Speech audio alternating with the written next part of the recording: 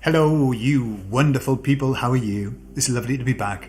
Today and the video on Friday, we're going to be talking about kind of affirmations, manifesting, and bits and pieces around there.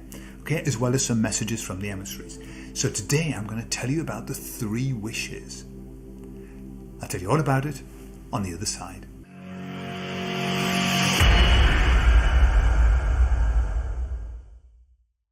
So this guy every day prays to the god Vishnu, and he says, please Vishnu, give me this, give me that, give me the other, give me.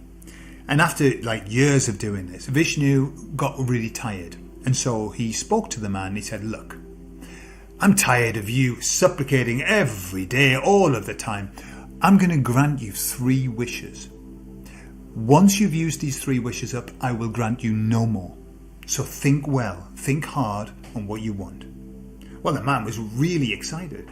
And the first thing that came to mind was that he was extremely unhappy in his marriage. His wife was getting older. He didn't really like her.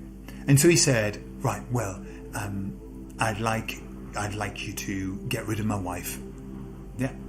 Sure enough, in that instant, his wife died. Okay. And the funeral was arranged. And at the funeral, all of the people who knew his wife, all of the family and friends, and they were all together and they were all talking about the wife and how she was such a beautiful person and all of the help that she'd given them across the years.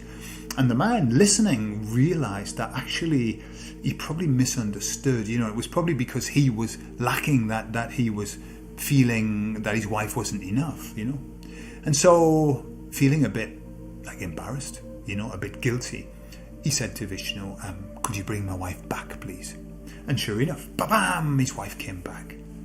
And he was there, happy. But he had one wish left, and he was starting to worry because he thought, look what I've done. I made a big mistake. I've wasted 2 wishes. I'm in no different position. I've just got my wife here with me, but I've got 1 wish. And so what he did was he started going around talking to all of his friends about what he should ask for. Well, you can imagine everybody had a different idea. Get money. But his other friend would say, well, what's the point of money if you haven't got health? Ask for health. Ask for unlimited health. And the other person would say, yeah, but what's the point of health and money if you haven't got family? Ask for, great family. So much so he had so many different suggestions that he just didn't bother using it. He couldn't. He didn't want to waste the gift of this wish. And years passed, and he was getting older. And then one day, in desperation, he looked up to the sky and he spoke to Vishnu. He said, please tell me, what should I wish for? And Vishnu, laughing, said, all you ever needed to do was to wish to be satisfied with what you've got. And a little bit later on, I'll tell you another story that ties in with that. So, I want to tell you about a video that I saw, and this was a couple of weeks back now, and it was Charlie Ward. And I haven't seen Charlie Ward's videos in a long time. Charlie Ward helped me through the first year of the plan stroke demic. Oh my God, he helped me so much. Wonderful. All that distraction with that guy who said he was the King of England and all of that. It was lovely. I'm very, very grateful to Charlie Ward. But then his stuff's not my stuff. He went very much into the financial side of everything. But he was talking about the financial crash. And it was just like a little TikTok video or whatever. And he's saying, it's upon us and it's going to happen. And it's going to make the 2008 crisis seem like a blip. Yeah? It was quite scary, scaremongery video. And so I thought, well, let's talk to the emissaries about that. What's their take on it? And they said, what is going to happen and what has to happen will happen. There's no way around what has to happen. Obviously, they don't go into details about what has to happen. But they said this, understand that there is nothing that happens that takes us in the opposite direction. Every single thing that happens, good, bad, no matter how desperate it seems, only serves to take us toward the goal, toward the result, toward the new earth, toward the paradise.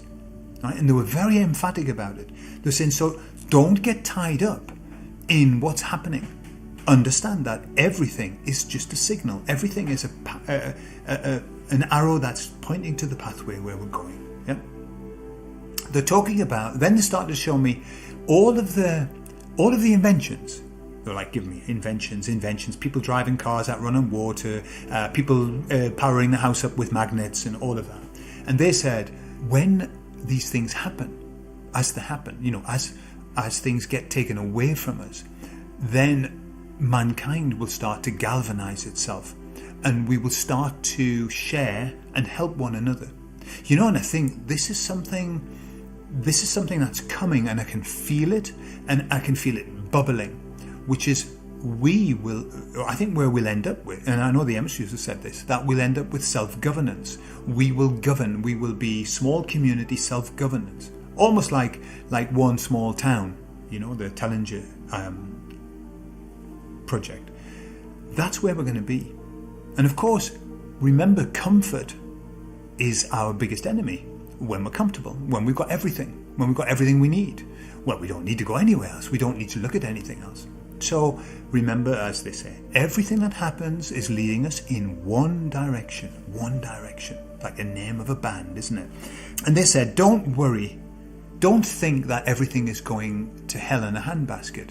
They said everything's going to heaven in a handbasket. Their words. Yeah, so that was nice. So let me tell you about me. I was going to say my friend John, but I'm not. I'd say me. When 25 years ago, or more, I discovered affirmations. Wait a minute, I was 25, so no, 35 years ago, I discovered affirmations. And at the beginning, I started to use them, and I dabbled with them. I didn't quite have the system right. It took me to go into bankruptcy to be able to learn how to affirm properly. And that's when I learned to do it beautifully.